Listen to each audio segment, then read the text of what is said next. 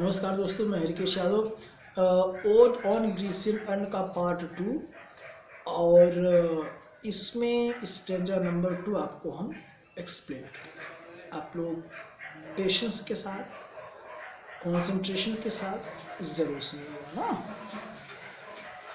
अब देखिए, John Keats साहब उस परमानेंट वर्ल्ड ऑफ आर्ट को कहते हैं कि ये दुनिया ज़्यादा अच्छी है देन दिस वर्ल्ड। तो कला की दुनिया इस वास्तविक दुनिया से बहुत ही बेहतर होती है। कला की दुनिया में कुछ भी ख़त्म होने वाला नहीं होता है, पर इस दुनिया में सारी चीज़ें ख़त्म हो जाती हैं। तो क्या कहते हैं सेकंड स्टेंजा में, आप जरूर देखिए। कहते हैं, heard melodies are sweet but those unheard are sweater.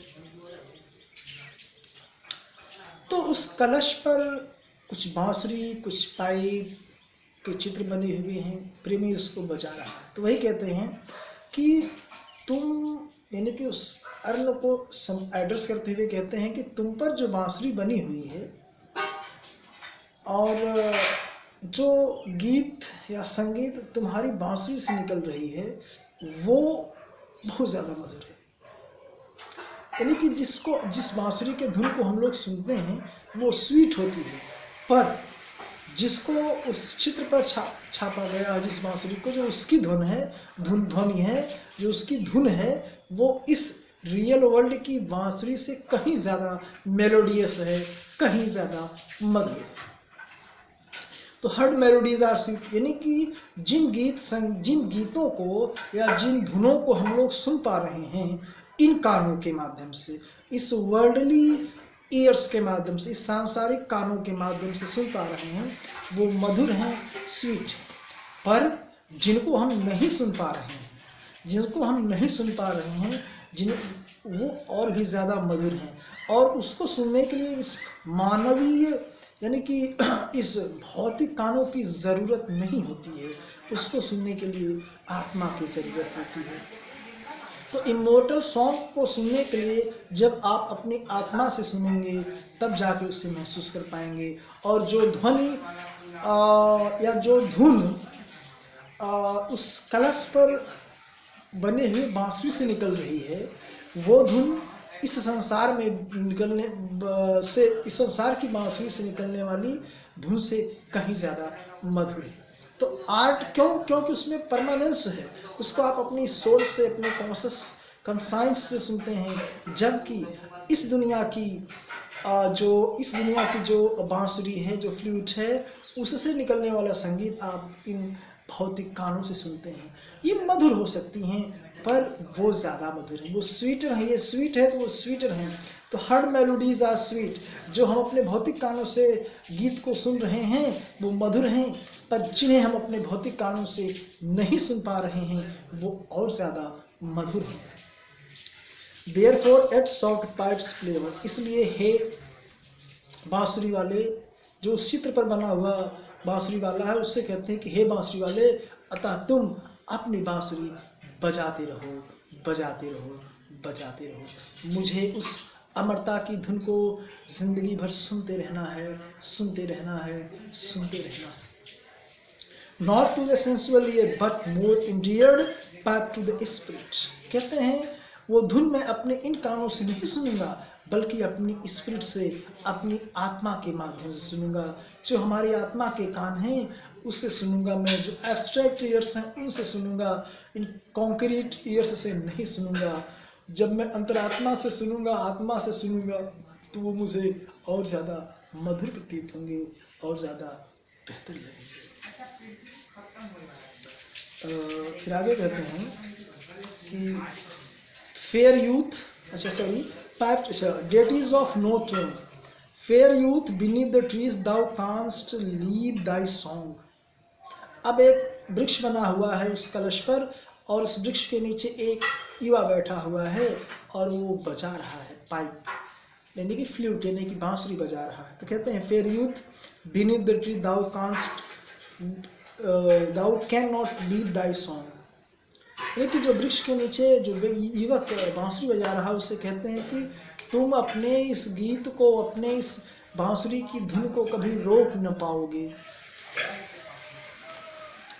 हे बांसुरी वाले, जो कि तुम एक वृक्ष के नीचे बैठे हो और तुम अपनी बांसुरी को बजा रहे हो, एक चीज जान लेना, तुम अपनी इस बांसुरी को कभी बजाने से रोक नहीं पाओगे। क्यों?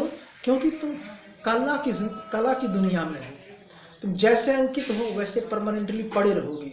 आज नहीं, अभी तुम बजा रहे हो, सदियों करोड़ों वर्षों बाद भी जब तुम्हें देखा जाएगा तब भी तुम इसी स्थिति में, उसी वृक्ष के नीचे, उसी प्रकार से धुन बजा रहे होंगे। आज मैं सुन रहा हूँ, आगे आने वाली हमारी पीढ़ियां भी तुमको सुनती रहेंगी। लेकिन इस संसार का मानो आज तो बजा रहा है, कल वो छोड़ देगा बजाना। न वो बांसुरी रहेगी, न वो व्यक्ति रहेगा। तो ये ट्रांसिएंट वर्ल्ड है, ये क्षणभंगुर संसार है, क्षणभंगुर जीवन है। इसमें सब कुछ चीज़ें अगले पल खत्म हो जाने को होती हैं, लेकिन कला की दुनिया की चीज़ें शाश्वत होती हैं, इटर्नल होती हैं। They never dies, they never dies, sorry, they never die, they never die, they never die. ठीक।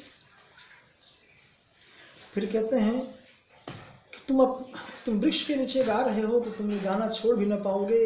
Never never can thou kiss bold lover, nor ever can those tree bare. और जिन वृक्षों के नीचे तुम बैठ के गा रहे हो ना, जिस वृक्ष के नीचे तुम बैठ के अपनी धुन बजा रहे हो, गीत गा रहे हो, संगीत सुना रहे हो, वो वृक्ष कभी भी अपने पत्ते गिरा न पाएंगे। वो सदैव ऐसे हरे भरे रहेंगे। तुम ना तो अपना गीत बंद कर पाओगे और न ही ये वृक्ष अपनी पत्तियां गिरा पाएंगे। क्योंकि इस संसार, जो हमारे संसार की, जो हमारी दुनिया है, यहाँ के वृक्ष आज तो हरे भरे हैं, कल सूख जाएंगे, कल खत्म हो जाएंगे, कल पत्तियां अपनी गिरा देंगे, पत्तियां झड़ जाएंगी, उनका अस्तित्व ही नष्ट हो जाएगा। पर वो वृक्ष जो उस कलश पर बना है, जो कला है, वो कभी खत्म न होगा। वो वृक्ष अपनी पत्तियां कभी भी गिरा पाएंगे और न तुम कभी गीत अपना बंद कर पाओगे। फिर कहते हैं bold lover never never can thou kiss. फिर कहते हैं कि हे साहसी प्रेमी, यानी कि जो युवा व्यक्ति है जो गीत गा रहा था, उसको कहते हैं कि हे बोल्ड लवर, हे साहसी प्रेमी, एक चीज और ध्यान दो, तुम अभी अपनी प्रेमिका के पीछे दौड़ रहे हो कि अभी मैं उसको पकड़ लूंगा। यानी ऐसा उसमें चित्र उकेरा गया है कि लड़की भाग रही है, उसका प्रेमी उसका पीछा कर रहा है, बस एक कदम का फासला है, एक हाथ का फासला है। प्रेमी ये सोच रहा कि अब अभी अगले पल मैं अपनी प्रेमिका को पकड़ लूंगा और उसको गले लगा के उसका किस करूंगा, उसका चुंबन करूंगा। लड़की भी सोच रही है कि कहीं मुझे पकड़ नहीं रही है, हालांकि वो भी चाहती है पर शर्मा रही है, लजा रही है। लड़कियों की आदत होती है, फितरत होती है। तो उसको ये खुशी है कि कहीं मुझे पकड़ न ले, और उसको ये खुशी है कि मैं अभी पकड़ लूंगा। हालांकि दोनों में प्रेम है, वो इसलिए नहीं भाग रही कि वो चाहती हो कि उसका चुंबन न किया जाए उसके प्रेमी के द्वारा। वो चाहती है पर एक औपचारिकता होती है शर्मिंदगी की या वगैरह वगैरह चीज़ों की, तो वही चाहती है कि कहीं ऐसा ना हो कि, मतलब वो लजा रही है, शर्मा रही है। तो दोनों खुशी में है कि अभी मेरा प्रेमी पकड़ लेगा, मुझे चुंबन करेगा, उसे भी अच्छा लगेगा, और वो सोच रहा है कि मैं पकड़ के चुंबन करूंगा, गले लगा लूंगा, अभी प्रेम करूंगा अपनी प्रेमिका, वो अपनी खुशी में मस्त है। हाँ, पर अब एक चीज गौर करिएगा, ये स्थिति कभी कंप्लीट होने वाली ही नहीं है। ना तो वो कभी पकड़ पाएगा अपनी प्रेमिका को, ना कभी उसे वो चुंबन कर पाएगा। उसके प्रेमिका को क्या पता, नहीं तो वो भी खड़ी हो जाती। वो ये सोच रही है कि चलो थोड़ा सा हम भाग लें, अभी तो पकड़ा ही जाएंगे, पर उसे भी नहीं पता है कि ठहर जाएं, क्योंकि ये पाएगा नहीं मुझे, क्योंकि ये कला की दुनिया है, और कला की दुनिया में कुछ जो जहाँ पर होता है वहीं पर वो बना रह जाता है। तो bold lover never never can thou kiss. हे साहसी प्रेमी, तुम अपनी प्रेमिका को कभी भी चुंबन न कर पाओगे, क्योंकि तुम जितनी दूरी पर हो वो दूरी अमर है। उस फासले को तुम कभी मिटा नहीं सकोगे। अपनी प्रेमिका के पास पहुंचकर भी तुम पहुंच न पाओगे। तुम जहाँ पर हो वहीं पर रहोगे। पर हाँ, तुम्हारी ये खुशी ख़त्म होने वाली नहीं है, नहीं है, नहीं। दो विनिंग नियर द गोल, माना कि तुम अपनी प्रेमिका के बहुत निकट हो, बस एक हाथ का फासला है, पर उस फासले को तुम कभी भी मिटा नहीं पाओगे, अर्थात उसको आलिंगन में कभी न ले पाओगे और कभी किस न कर पाओगे। प्रेमिका को भी नहीं पता है, वरना वो ठहर जाती और अपने प्रेमी को गले से लगा लेती। तुम अपने मंजिल तक पहुंचने वाले हो, पर पहुंच नहीं पाओगे। एट डोंट ग्रीव, लेकिन सुनो ऐ प्रेमी, बोल्ड लवर सुनो, तुम्हें दुख करने की कोई ज़रूरत नहीं है, तुम्हें दुखी होने की कोई भी ज़रूरत नहीं है। शी कांट फेड दो दाउ हैज नॉट दाई दिस, लेकिन मत दुखी होना कि तुम पहुंच नहीं पाओगे, तुम पकड़ नहीं पाओगे, किस नहीं कर पाओगे। वो तुम्हारी प्रेमिका ऐसी प्रेमिका है जो कभी भी मुरझाने वाली नहीं है। वो अगर वो 16 वर्ष की है तो वह 16 वर्ष की ही बनी रहेगी। उसके चेहरे पर जो ओज है, उसके होठों पर जो लालिमा है, उसके गालों का जो गुलाबीपन है, उसका जो शर्मीलापन है, वो जो गुलाबी परिधान में इतनी सुंदर लग रही है, ये सब उसकी स्थिति कभी समाप्त होने वाली नहीं है। तुम्हारी प्रेमिका ऐसे सदैव युवा बनी रहेगी, जवान बनी रहेगी, कुंवारी बनी रहेगी, उसे तुम भी न स्पर्श कर पाओगे। वो कभी मुरझाने वाली नहीं है, वैसे वो बनी रहेगी। वो अमर है, उसकी जवानी अमर है, उसका वो गुलाबीपन अमर है, उसके वो होंठ, वो गेसू, वो बाल, वो जुल्फें, उसके प्रत्येक अंग अमर है, वैसे बनी रहे। आगे है forever without love and she, और तुम हमेशा उसे ऐसे ही प्रेम करते रहोगे, और तुम सदैव ऐसे ही उसको प्रेम करते रहोगे, और प्रेम कभी खत्म होने वाला नहीं है, प्रेम कभी खत्म होने वाला नहीं है। इनकी तुम्हारी प्रेमिका है, ऐसे ही रहेगी, और तुम्हारा प्रेम कभी खत्म होने वाला नहीं है। तुम उसको सदैव प्रेम करते रहोगे, तुम्हारा प्रेम अमर है, तुम्हारा प्रेम कभी खत्म नहीं होगा।